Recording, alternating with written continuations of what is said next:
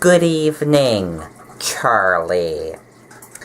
The pilot whose plane crashed near Stewart's Park in Warner Sunday night is still listed as being in fair condition at Concord Hospital as of Tuesday afternoon. Investigators were on scene Tuesday to try to determine why the 1969 single-engine plane went down.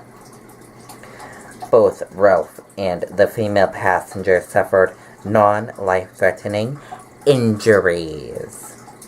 Warner Fire Chief Ed Raymond said the plane crashed into heavy trees and broke into several pieces. Reporting live here near the crash site in Stewart's Park in Warner, I'm Riley King for New Hampshire One News. Charlie, back over to you.